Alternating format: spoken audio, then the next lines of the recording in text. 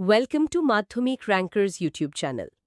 আমাদের আজকের এই বিশেষ গভীর আলোচনায় আমরা এমন একটা বিষয় নিয়ে কথা বলবো যা আমাদের চারপাশের এই পুরো পৃথিবীটাকে আক্ষরিক অর্থেই আমাদের চোখের সামনে তুলে ধরে। হ্যাঁ, মানে আমরা মানুষের চোখ বা হিউম্যান আই নিয়ে কথা বলছি। একদম ঠিক।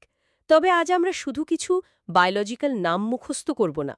আজ আমরা আলোর একটা কণার ঠিক সেই মুহূর্ত থেকে যাত্রা শুরু করব, ধরুন যখন সেটি আমাদের চোখের বাইরের পর্দায় এসে ধাক্কা মারে। রাইট। আর তারপর কিভাবে সেটা অটো ফোকাস হয়, কিভাবে চোখের ভেতরের সেন্সর সেই আলোকে স্নায়বিক সিগন্যালে পরিণত করে মস্তিষ্কে পাঠায়, সেই পুরো গল্পটাই আজ আমরা ধাপে ধাপে ট্রেস করব।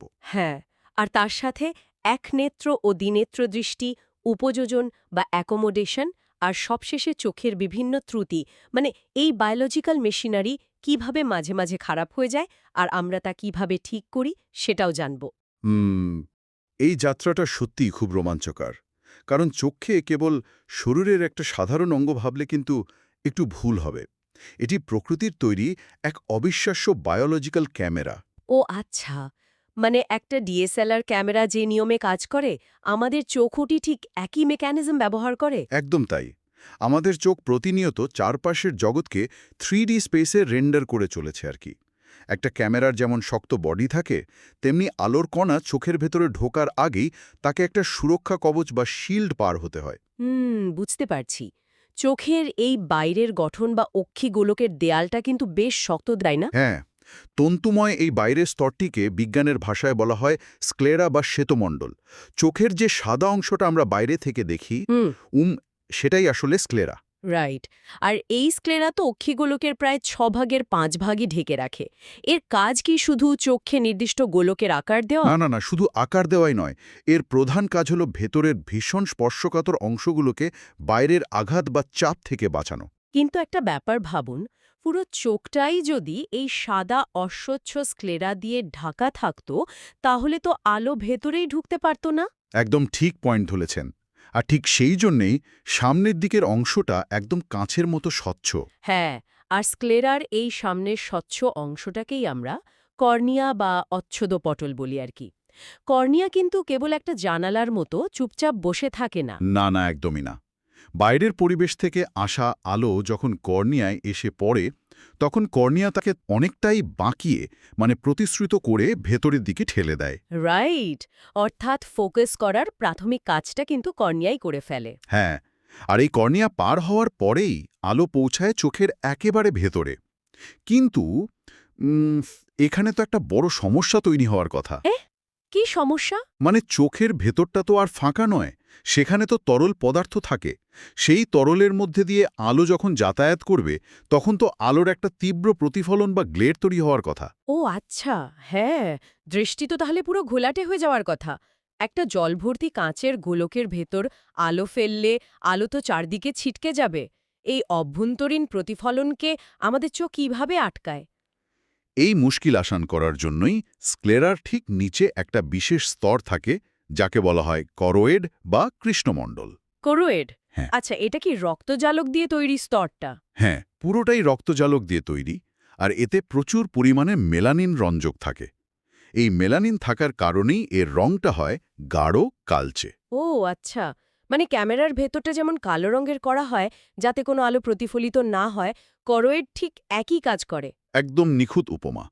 চোখের ভেতরে ঢুকে পড়া আলোর যেটুকু অংশ প্রতিবিম্ব তৈরির কাজে লাগে না, করোয়েড স্পঞ্জের মতো সেই অতিরিক্ত আলোকে শুষে নেয়। দারুণ ব্যাপার তো। ফলে চোখের ভেতরে কোনো অপ্রয়োজনীয় প্রতিফলনই হয় না।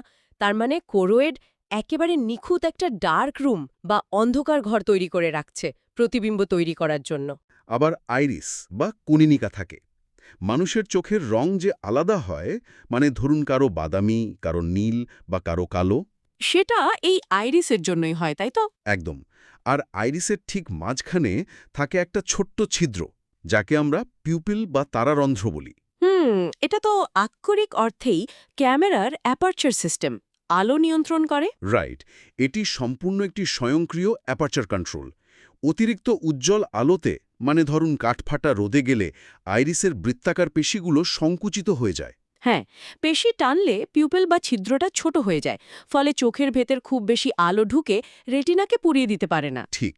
আবার যখন অন্ধকার ঘরে ঢোকা হয় তখন আইরিসের প্রসারক পেশিগুলো কাজ করে পিউপিলকে বড় করে দেয়, যাতে বেশি পরিমাণ আলো ভেতরে ঢুকে অন্ধকারেও জিনিসপত্র দেখতে সাহায্য করে।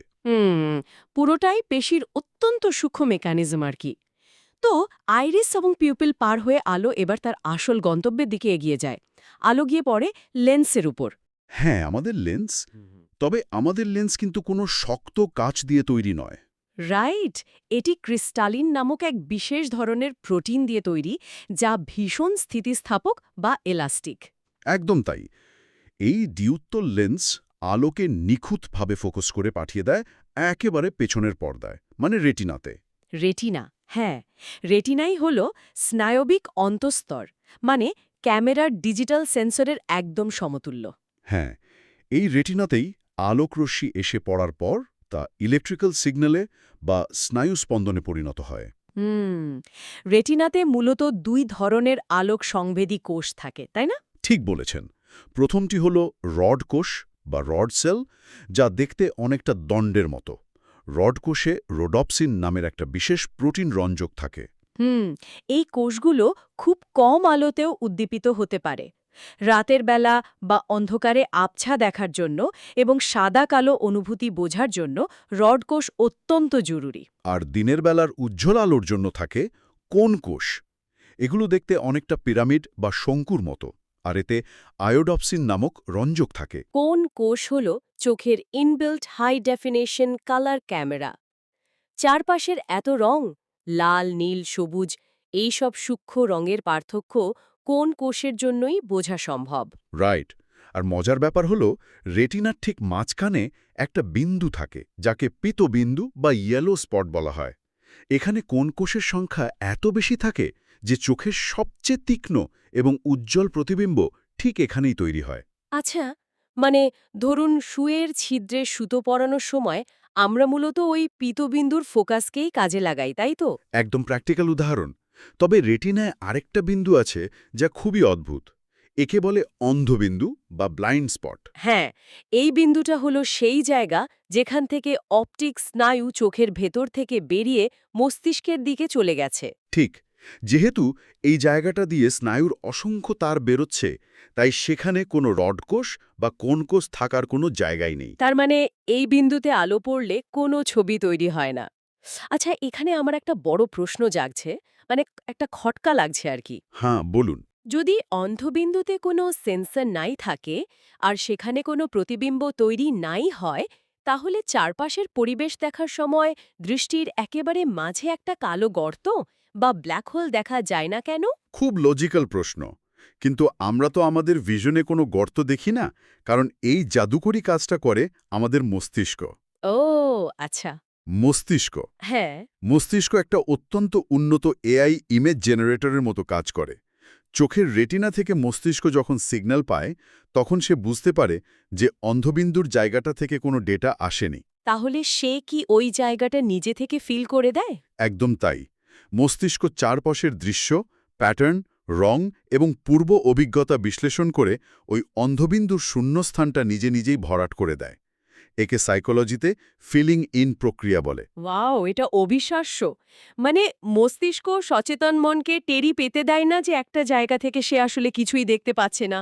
ওটা স্রেফ একটা ইলিউশন বা চোখের ভ্রম মাত্র। হ্যাঁ, ঠিক তাই। চোখ ডেটা পাঠাচ্ছে, আর মস্তিষ্ক রিয়েল টাইমে সেই ডেটার মিসিং পিক্সেল জেনারেট করে একটা নিখুঁত ছবি তৈরি করে দিচ্ছে। দারুণ। আচ্ছা, রেটিনা আর লেন্সের মাঝে তো অনেকটা ফাঁকা জায়গা থাকে। সেখানেও তো তরল থাকে। এই তরলগুলোর কাজ কি? অক্ষিগুলোকে মূলত তিনটি প্রকোষ্ঠ থাকে। তবে প্রধান দুটো তরলের কথা বলি। কর্নিয়া ও লেন্সের মাঝখানে থাকে অ্যাকুয়াস হিউমার, যা জলের মতো পাতলা। হুম, আর লেন্স ও রেটিনার মাঝখানের সবচেয়ে বড় প্রকোষ্ঠে থাকে ভিট্রিয়াস হিউমার, যা একটু ঘন আর জেলি বা ডিমের সাদা অংশের মতো। রাইট। এই তরলগুলো খুব গুরুত্বপূর্ণ, কারণ এরা ভেতর থেকে চাপ দিয়ে অক্ষিগুলোকের গোল আকারটা বজায় রাখে। এই তরল না থাকলে চোখ পুরো চুপসে যেত। আর তার সাথে আলোক রশ্মি প্রতিসরণেও তো এরা সাহায্য করে, তাই না? হ্যাঁ, একদম। আচ্ছা, এই উন্নত সেন্সর আর লেন্স নিয়ে তৈরি বায়োলজিক্যাল ক্যামেরাকে ধুলোবালি আর ব্যাকটেরিয়া থেকে বাঁচানোর জন্য কিন্তু দারুণ একটা রক্ষণা ব্যবস্থা রয়েছে। হ্যাঁ, চোখের পাতা বা আইলিডস শাটারের মতো কাজ করে, চোখকে রক্ষা করে। আর কনজাংটিভা নামক একটা পাতলা পর্দা চোখের পাতার ভেতর থেকে শুরু করে কর্নিয়াকে ঢেকে রাখে। তবে আমার মনে হয় সবচেয়ে মারাত্মক হাতিয়ার হলো অশ্রু বা চোখের জল। অনেকেই চোখের জলকে শুধু কান্নার সাথে জুড়ে দেন, কিন্তু বিজ্ঞান তো ভিন্ন কথা বলে। অশ্রুগ্রন্থি থেকে যে জল বেরোয় তা আসলে একটা শক্তিশালী রাসায়নিক অস্ত্র বা কেমিক্যাল ওয়েপন। রাইট। অশ্রুর মধ্যে লাইসোজাইম নামক এক ধরনের বিশেষ উৎসেচক থাকে। বাতাসে ভাসমান কোনো ব্যাকটেরিয়া বা জীবাণু চোখে পড়লে এই লাইসোজাইম সরাসরি সেই ব্যাকটেরিয়ার কোষপ্রাচীর গলিয়ে ফেলে, তাকে ধ্বংস করে দেয়। হ্যাঁ, এছাড়াও অশ্রুতে সোডিয়াম ক্লোরাইড বা লবণ এবং সোডিয়াম বাইকার্বনেট থাকে, যা চোখকে জীবাণুমুক্ত রাখার পাশাপাশি চোখকে শুকিয়ে যাওয়ার হাত থেকেও বাঁচায়। মানে প্রতিবার পলক ফেলার সময় চোখ শুধু ধুয়েই যায় না, রীতিমতো জীবাণুমুক্ত হয়। এবার একটু চোখ ঘোরানোর কথায় আসা যাক। একটা ক্যামেরাকে তো নির্দিষ্ট দিকে ঘোরানোর জন্য ট্রাইপড বা গিম্বাল লাগে। ঘাড় না ঘুরিয়ে শুধু চোখ ঘুরিয়ে কিভাবে চারপাশ দেখা যায়? অক্ষিগোলককে পেশির সাহায্যে ঘোরানো হয় আর কি। প্রতিটি চোখের সাথে 6টি করে ঐচ্ছিক পেশি যুক্ত থাকে। হুম, এর মধ্যে 4টে হলো রেকটাস পেশি, যা উপর, নিচ, ডান এবং বাঁয়ে ঘোরানোর জন্য কাজ করে, তাই তো? হ্যাঁ, আর বাকি দুটি হলো অবলিক পেশি, যা চোখকে কোনাকুনি ঘোরানোর জন্য ব্যবহৃত হয়। এই পেশিগুলোর নিখুঁত সমন্বয়ের ফলেই চোখ এত দ্রুত এবং মসৃণভাবে যে কোনো দিকে ঘুরতে পারে। হুম, এই দেখার ধরন নিয়ে বিবর্তনেরও কিন্তু একটা অদ্ভুত খেলা আছে।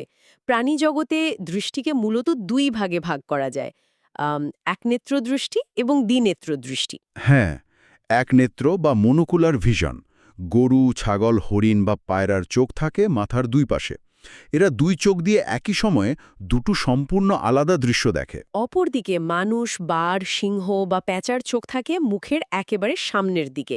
দুই চোখ দিয়ে একটা নির্দিষ্ট বস্তুর উপর ফোকাস করা হয় এবং মস্তিষ্কে একটাই ছবি ফুটে ওঠে। এটাই হলো দ্বিনেত্র দৃষ্টি বা বাইনকুলার ভিশন।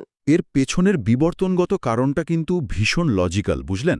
হ্যাঁ, লক্ষ্য করলে দেখা যায় যাদের একনেত্র দৃষ্টি তারা সাধারণত শিকার প্রাণী বা প্রে।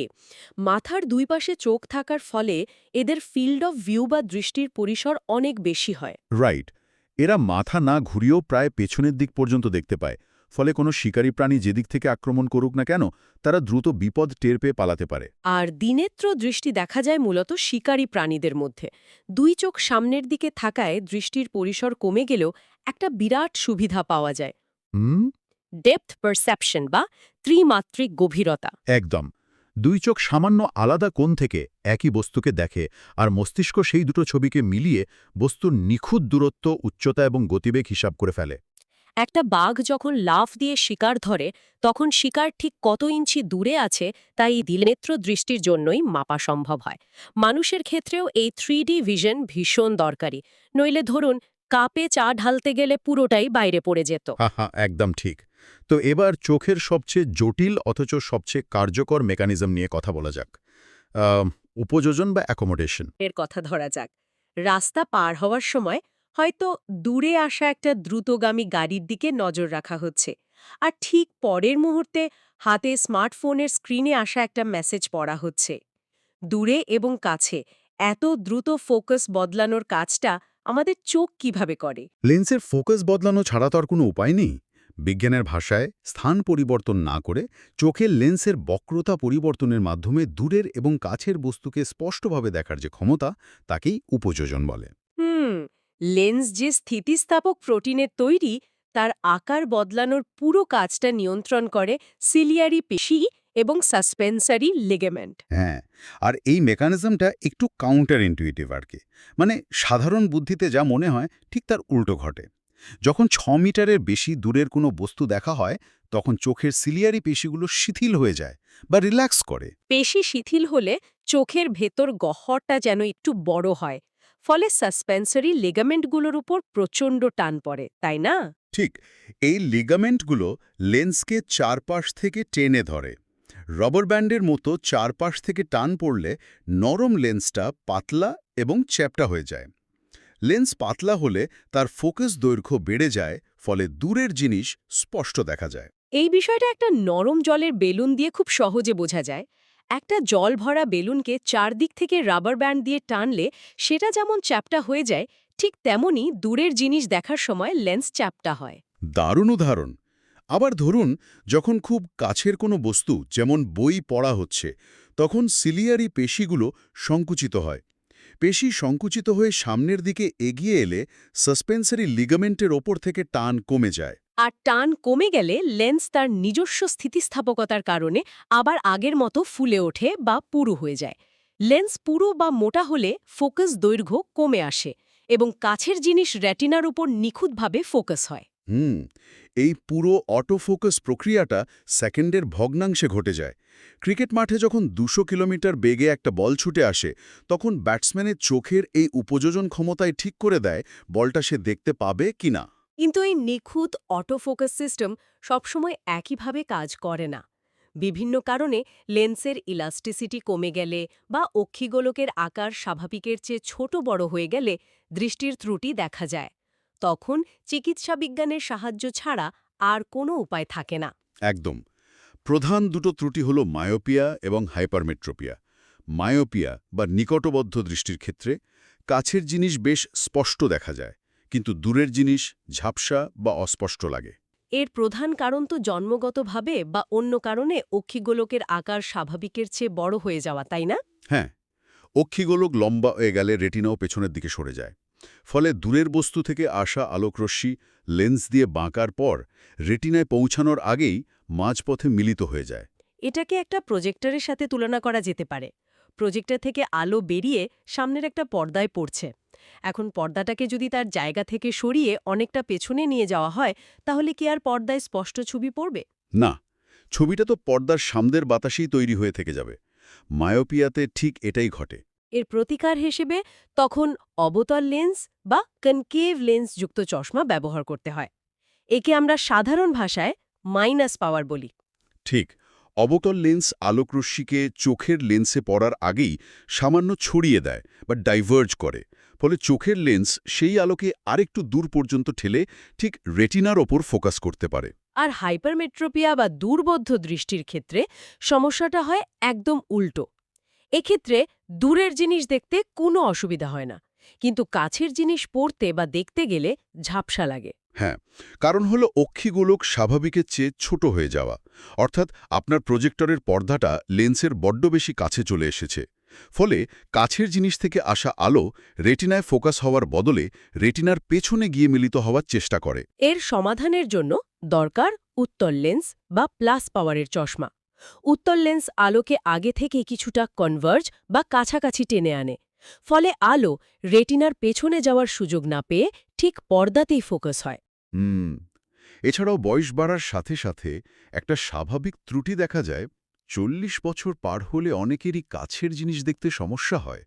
একে বলে প্রেসবায়োপিয়া। বয়সের কারণে লেন্সের স্থিতিস্থাপকতা কমে যায় এবং সিলিয়ারি পেশি দুর্বল হয়ে পড়ে।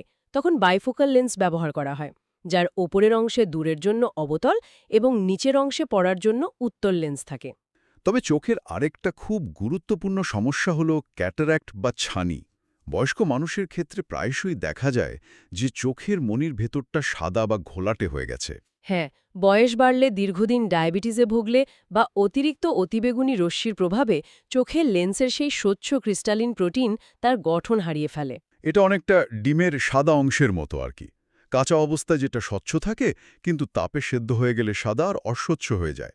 লেন্স অস্বচ্ছ হয়ে গেলে আলো আর ভেতরে ঢুকতেই পারে না। ছানি পড়লে তো চশমা দিয়ে লাভ নেই, লেন্সটাই পাল্টাতে হয়। একসময় এই অপারেশন খুব যন্ত্রণাদায়ক ছিল, কিন্তু এখন ফ্যাকো এমালসিফিকেশন পদ্ধতির মাধ্যমে খুব অনায়াসে ছানি অপারেশন হয়। আচ্ছা, এই ব্যাপারটা তো বিজ্ঞান কল্পকাহিনীর মতো মনে হয়। আল্ট্রাসাউন্ড বা শব্দ তরঙ্গ ব্যবহার করে কিভাবে একটা লেন্স ঠিক করা হয়? এই পদ্ধতিটা সত্যিই চিকিৎসা বিজ্ঞানের একটা বড় লাভ। চোখের কর্নিয়ায় একটা অত্যন্ত ক্ষুদ্র ছিদ্র করে একটা ছোট্ট প্রোব বা যন্ত্র ভেতরে ঢোকানো হয়। এই যন্ত্রটা খুব উচ্চ কম্পাঙ্কের আল্ট্রাসাউন্ড বা শব্দ তরঙ্গ তৈরি করে। তার মানে ওই শব্দ তরঙ্গের কম্পনে লেন্সটা ভেঙে যায়? একদম। এই শব্দতরঙ্গের প্রচণ্ড কম্পনে চোখের ভেতরের ওই অস্বচ্ছ নষ্ট লেন্সটা ভেঙে টুকরো টুকরো হয়ে একেবারে গলে যায়।